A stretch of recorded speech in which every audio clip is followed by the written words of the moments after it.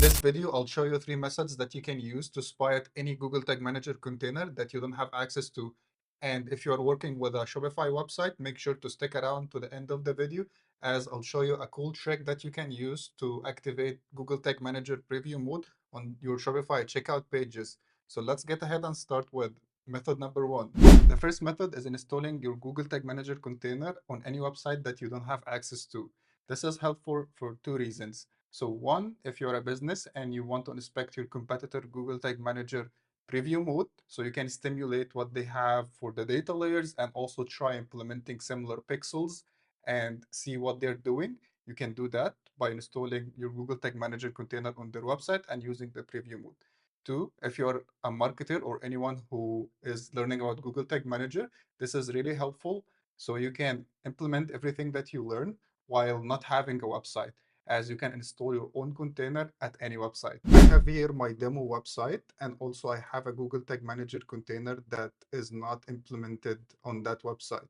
As you can see, when using the preview mode, the tags are not firing, the preview mode is not working at all.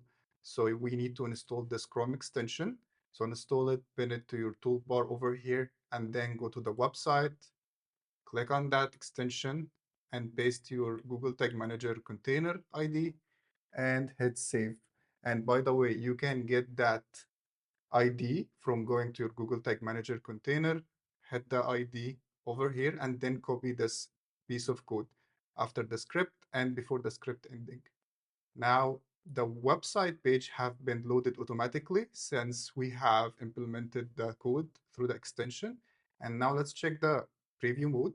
As you can see, now everything is firing. We are seeing the preview mode working as expected. We now see all the data layer events that this website has in our Google Tag Manager container. We can also see some other details, like if they have a consent mode, we can see their consent setup as well. If they have other data layer events implemented on their website, we would be able to see them as well. So for example, we're now at this product page. I know that there is a data layer event that fires on the view item. Let's go back to the preview mode. And as you can see, we have the data layer implemented over here. If you have implemented anything within this workspace and previewed it right now on this website, it will fire as expected. The second method is inspecting everything they have inside their own Google Tag Manager container, like tags, triggers. Go to the website that you want to inspect its Google Tag Manager content and right-click at any part of the screen, hit inspect. When this menu pop up, head to the network panel over here. Within that panel, there is a search feature over here. So you need to type gtm.js and refresh this page. Once the page is loaded, we will find their Google Tag Manager ID that they are using on this website. So as you can see, this is really similar to what we have on our own Google Tag Manager containers. In this case, this website has 2 GTM containers implementing on their website. So click on any of them that you want to inspect and right click, hit open in a new tab. Mark all the code inside of this page and copy it. Open any AI tool like ChatGPT or Claude. For my case, I'm using Claude. So I basically sent this prompt, which I basically asked Claude to check the gtm.js code and based on it, return the tag names. So I did that. And at first, the code was large, so I had to send it on multiple times, on 2 times. Then Claude successfully have listed all the tags that are inside the gtm.js code. Also, I have asked Claude some other questions, like if Claude can provide Google Ads conversion ID and label, which Claude was able to do so, and then sharing the tag names, also seeing the Facebook Pixel ID. And most importantly, I asked Claude if it can help me with creating one of the tags. So it actually helped me with that. So it provided the tag name, the custom HTML tag name for the Facebook event.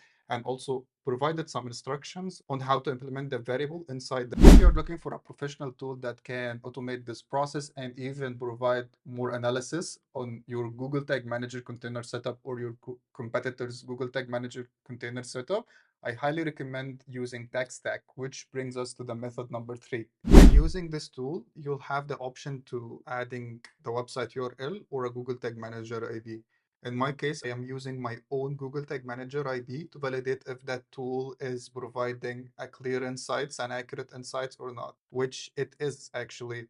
So I have implemented consent mode and I have implemented it with CookieBot, which they were able to get correct. They also have the variables that I'm using and the count of each type. They have the tag types and the number of them. And then they have a container health where they give you a grade based on these status. They also list down the triggers, they list down the destination that you have done, and much more. Our bonus point for the Shopify merchants who are watching this video is if you're using the Google Tag Manager preview mode and you have implemented the checkout extensibility, you're most probably not able to use the Google Tag Manager preview mode on the checkout pages. So let me show you how you can use the Google Tag Manager preview mode on checkout pages. I'm now on my demo website at the Shopify checkout pages, and I'm still using the Chrome extension. But what I have done differently over here is that I have added this Google Tag Manager container ID that I already have implemented on the website itself. The reason is by adding this code in the checkout pages, we will re-add the GTM ID, which will enable us to use the preview mode on the checkout pages. So if we head to the preview mode, we can see that the Google Tag Manager preview mode is working on the checkout pages. And if you click that any part of the screen, or if you have a data layer events implemented on this page, they would appear. And that's it. I hope this was helpful to you. If you have any questions, please make sure to drop in the comment section, as I always make sure to get back to each and every comment that's on my channel. My name is Ahmed, and I help non-technical users master web analytics. I would really appreciate it if you can subscribe, like, and share this